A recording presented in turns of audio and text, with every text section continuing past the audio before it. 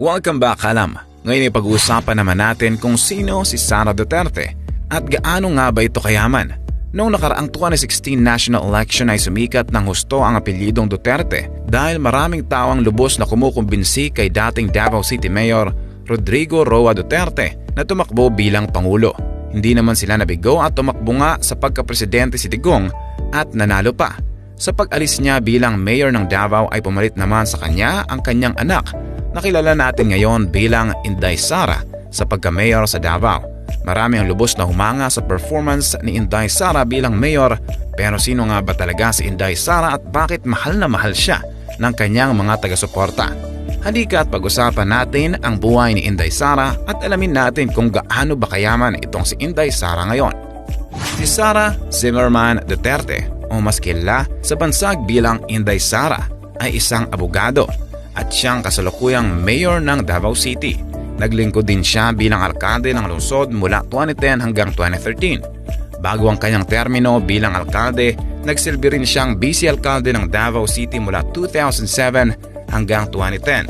Siya ay anak ni President Rodrigo Duterte. Nag-aral si Sara Duterte sa San Pedro College bilang Major and BS Respiratory Therapy at nagtapos noong 1999. Sa kanyang inaugural speech bilang alkalde ng Davao, sinabi ni Inday Sara na orihinal na gusto niyang maging pediatrician sa halip na isang politiko. Pagkatapos nito ay kumuha siya ng law degree sa San Sebastian College, Recoletos at nagtapos noong May 2005. Ayon sa mga ulat, si Sara Duterte ay nasama sa listahan ng pinakasikat na politiko. Nagrarank din siya sa mga elite list ng sikat na celebrity na ipinanganak sa Pilipinas. Si Duterte Carpio ang kauna-unang babaeng mayor ng Davao City at ang pinakabatang nahalal sa posisyon sa kasaysayan ng politika ng Davao City matapos niyang pumalit sa kanyang ama na si Rodrigo Duterte mula 2010 hanggang 2013 bilang alkalde at vice-mayor. Nangako naman siya na magiging isang kapaki-pakinabang at maglingkod sa bansa sa lahat ng oras. Si Sara Duterte, ang vice-mayor sa nakalipas na 3 taon, ay kinuwang posisyon na nahawak ng kanyang ama na si Rodrigo ng mahigit 20 taon. Nanalo si Sara kay House Speaker Prospero Nograles, ang karibal ng kanyang ama sa politikal, at tinambakan ito ng mahigit 200,000 votes noong 2016 elections. Si Inday Sara ay kinasal mula noong October 27, 2007 sa kanyang kapwa-abogado na si Manassas Mans R. Carpio na nakilala niya noong siya ay nag-aaral sa San Beda University. Mayroon silang 2 anak, isang ampon na babae na si Micaela Maria na pinangalan ng Sharky at isang anak na lalaki na si Mateo Lucas na tinawag na si Stingray. Si Manassas ay pamangkin ni Ombudsman Conchita Carpio Morales at Supreme Court Senior Associate Justice Antonio Carpio sa isang legal counsel ng Lapanday Foods Corp. Hindi na ito nakapagtataka dahil ang bawat pamilya ng magkabilang panig ay mga politiko.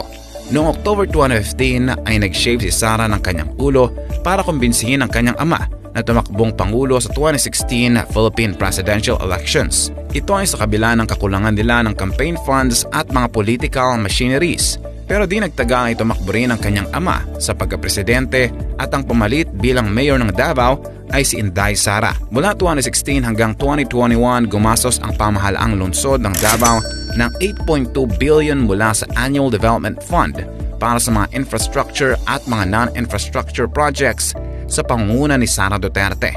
Nakumpleto ng kanyang administrasyon ang higit sa 3,000 na mga proyekto, kabilang ang 1,424 na kalsada, 51 na tulay, 180 na gusali ng paaralan, 63 na gusali ng opisina, 44 na barangay hall, 84 health center, 9 na istasyon ng pulisya, 748 na irrigation at mga canal projects, 172 water system, 11,669 electric projects at iba't iba pang mga istruktura.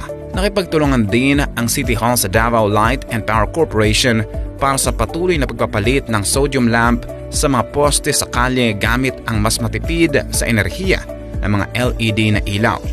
Kasama ang proyekto ng City Underground Cabling na tanggalin ang magulong mga kable ng kuryente sa mga poste ng kuryente at ilagay ang mga ito sa ilalim ng lupa.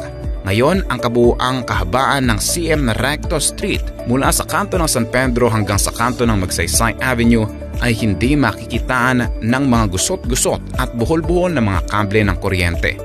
Ang iba pang mga infrastruktura na kanyang ipinatayo sa Davao ay halos mga medical infrastructure din, kabilang ang mga COVID-19 laboratories, mga satellite office ng mga lingap centers upang mas madaling ma-access ang mga liblib at malalayong nayon, isang bagong mental wellness center para sa mga walang tirahan, isang cremation facility malapit sa pinakamalaking pampublikong sementeryo ng lungsod. Dinevelop din ni Inday ang mga remote hospitals ng mga liblib na lungsod at nagpatayo rin si Sara ng mga wellness centers para sa mga bata na kararanas ng mga pang-abuso. Ang mga Moro at Ethno-Linguistic Tribal Group ay natulungan din ng administrasyon ni Inday Sara sa pamamagitan ng paglikha ng Interim Indigenous Peoples Affairs Office at mga Interim Moro Affairs Office.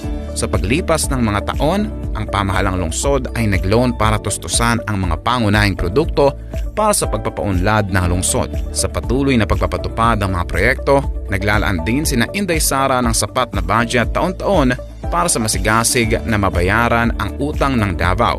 At nito lang nakaraan ay proud na ipinahayag ni Inday Sara na nakalikom ang buong Davao ng higit 46,706,000 sa 2022 budget na siyang gagamitin nila upang mapunan ang natitira pang utang ng Davao. Dahil dito, bago malis si Inday Sara sa pagka-mayor ay iiwan niya ang Davao na wala ng utang.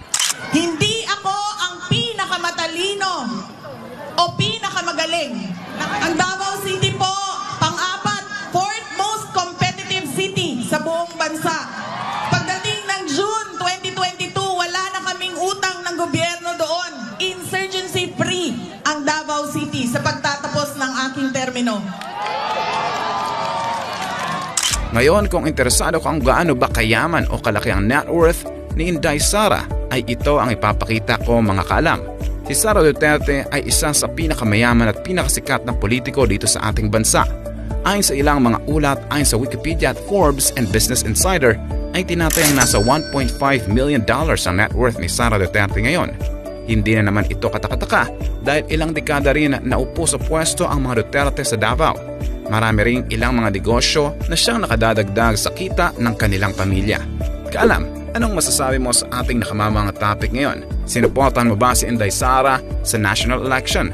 Antayin ko ang sagot mo sa comment section. Huwag mong kalilimutang i-like ang ating video at mag-subscribe ka na rin sa ating channel.